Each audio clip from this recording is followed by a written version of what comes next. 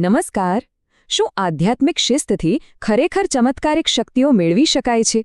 આજે આપણે તપ પાછળના શાશ્વત હેતુના ઊંડાણમાં ઉતરીશું અને જાણીશું કે સમયની સાથે સાથે તેનું સ્વરૂપ કેવી રીતે બદલાયું છે. તો ચાલો આ વાતને એકદમ મૂળથી સમજીએ. જેમ બે પથ્થર ઘસવાથી અગ્નિ પેદા થાય છે, બરાબર એવી જ રીતે આપણા સ્ત્રોત મુજબ તપ એ એક આધ્યાત્મિક ઘર્ષણ છે, જે આપણી અંદર રહેલી ઊર્જા એટલે કે આત્મશક્તિને જાગૃત કરે છે. આજની આપણી આ સફર 6 ખૂબ જ રસપ્રદ ભાગોમાં વહેંચાયેલી છે. આપણે તપસ્યાની એ શક્તિથી શરૂઆત કરીશું જે કદાચ આપણે ભૂલી ગયા છીએ. પછી પ્રાચીન યુગોના ચમત્કારોની વાત કરીશું અને છેલ્લે આજના સમયમાં તપનો સાચો અર્થ શું છે ત્યાં સુધી પહોંચીશું. તો શરૂ કરીએ પહેલા વિભાગથી. આખરે તપસ્યામાં એવું તો શું ખાસ છે જે તેને આંતરિક સંપત્તિનો એક અજોડ સ્ત્રોત બનાવે છે? ચાલો આ રહસ્ય પરથી પડદો ઉઠાવીએ. જુઓ, બીજી ઘણી ધાર્મિક ક્રિયાઓ છે જે આપણા આત્માને શુદ્ધ કરે છે, ખરું ને? પણ આપણા સ્ત્રોત મુજબ માત્ર તપ જ એક એવી વસ્તુ છે જે સીધી રીતે આપણી આત્મશક્તિને વધારે છે. અને આ એક એવી ઊર્જા છે જે વ્યક્તિના સંકલ્પ અને પ્રભાવને અનેક ગણો મજબૂત બનાવે છે. અને આ વાતને સમજવા માટે અહીં એક ખૂબ જ ઊંડી વાત કહેવામાં આવી છે. એટલે કે જે વ્યક્તિ માત્ર સુખ સુવિધા અને વૈભવી જીવન જીવે છે, એના શબ્દો ભલે ગમે તેટલા સારા હોય, પણ એમાં જીવન બદલી નાખવાની તાકાત નથી હોતી. કેમ? કારણ કે સાચી શક્તિ શિસ્તબદ્ધ જીવન અને તપથી આવે છે, ફક્ત જ્ઞાનથી નહીં. અને અહીં આપણો સ્ત્રોત એક બહુ જ મોટા બદલાવ તરફ ધ્યાન દોરે છે.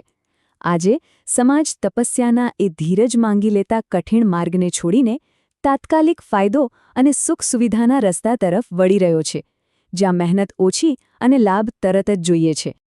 ચાલો હવે આગળ વધીએ અને જોઈએ કે સમયની સાથે સાથે તપના પરિણામોમાં કેવો ફેરફાર આવ્યો છે. સ્ત્રોત પ્રમાણે સમયને 4 મોટા બ્રહ્માંડીય યુગોમાં વહેંચવામાં આવ્યો છે: સતયુગ, ત્રેતા, દ્વાપર અને કલયુગ. અને સૌથી રસપ્રદ વાત તો એ છે કે દરેક યુગ પર આકાશ, અગ્નિ, વાયુ કે પૃથ્વી જેવા કોઈ એક મુખ્ય તત્વનું શાસન રહ્યું છે. અને આ જ તત્વોએ તે સમયના લોકોની ક્ષમતાઓને પ્રભાવિત કરી છે. અને હવે આવે છે સૌથી રોમાંચક ભાગ.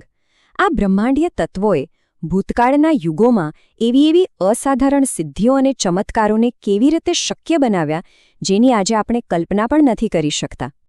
સૌથી પહેલા વાત કરીએ સતયુગની.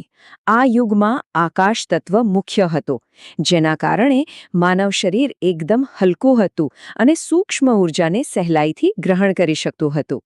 અને એનું પરિણામ શું આવ્યું?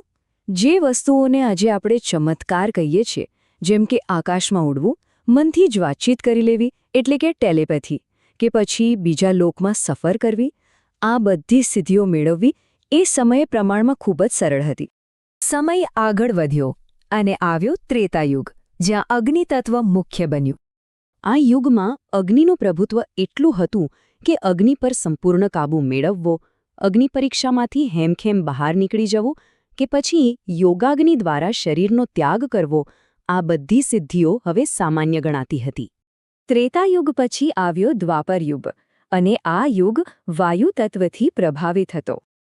અને આ વાયુ તત્વને કારણે શરીરમાં એવી અકલ્પનીય હળવાશ અને ગતિ આવી કે અત્યંત તેજ ગતિથી દોડવું, મોટા મોટા પહાડ જેવા વજનને સહેલાઈથી ઉઠાવી લેવું અને શક્તિ તથા સહનશક્તિના અદ્ભુત પ્રદર્શનો કરવા એ સામાન્ય બની ગયું.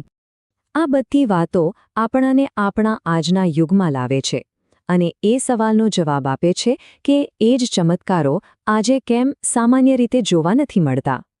આપણો સ્ત્રોત જણાવે છે કે અત્યારે જે કલિયુગ ચાલી રહ્યો છે, એના પર પૃથ્વી અને જળ, આ બે ભારે તત્વોનો પ્રભાવ સૌથી વધુ છે. તો આ ભારે તત્વોની અસર શું થાય છે? પૃથ્વી તત્વને કારણે શરીરમાં જડતા અને આળસ આવે છે, જ્યારે જળ તત્વને કારણે શરીર નાજુક અને ભાવનાત્મક રીતે વધુ સંવેદનશીલ બને છે, જે પહેલાંના યુગો કરતાં બિલકુલ વિપરીત છે. આ બધું સાંભળીને એક સવાલ મનમાં ચોક્કસ આવે: જો એ પ્રાચીન ચમત્કારો હવે શક્ય નથી, તો શું તપસ્યાએ પોતાની શક્તિ ગુમાવી દીધી છે? જવાબ છે બિલકુલ નહીં. અને આ સમજવા માટે આપણો સ્ત્રોત આપણને બાહ્ય ચમત્કારો અને તપસ્યાના સાચા આંતરિક હેતુ વચ્ચેનો ફરક ખૂબ જ સ્પષ્ટ રીતે સમજાવે છે. અને અહીં જ આખી વાતનો સાર છુપાયેલો છે. જુઓ, યુગ બદલાય છે એટલે તપના બાહ્ય પરિણામો એટલે કે ચમત્કારો એ પણ બદલાઈ શકે છે. પણ એનો જે મુખ્ય ફાયદો છે, આત્માનું કલ્યાણ અને આંતરિક શક્તિનો વિકાસ, એ ક્યારેય નથી બદલાતો. એ હંમેશા સ્થિર અને શાશ્વત રહે છે. તો સૌથી અગત્યની વાત એ છે કે આપણે આ પ્રાચીન પ્રથાના સાચા અને ક્યારેય ન બદલાતા હેતુને બરાબર સમજીએ. તો આજના યુગમાં તપનો સાચો રસ્તો કોઈ જાદુગર જેવી સિદ્ધિઓ મેળવવાનો નથી, પરંતુ પોતાની આત્મશક્તિ વધારીને જીવનને શુદ્ધ અને શક્તિશાળી બનાવવાનો છે, આત્માનું કલ્યાણ કરવાનો છે અને અંતે શાશ્વત આનંદ અને શાંતિ સુધી પહોંચવાનો છે. અને છેલ્લે એક બહુ જ મહત્વની વાત જે આપણો સ્ત્રોત યાદ અપાવે છે. જીવનના આ પરમ લક્ષ્યને પામવું આજે પણ એટલું જ શક્ય છે જેટલું તે પહેલાંના કોઈ પણ યુગમાં હતું. તપનો સાચો રસ્તો એ દરેક માટે દરેક સમયે ખુલ્લો છે.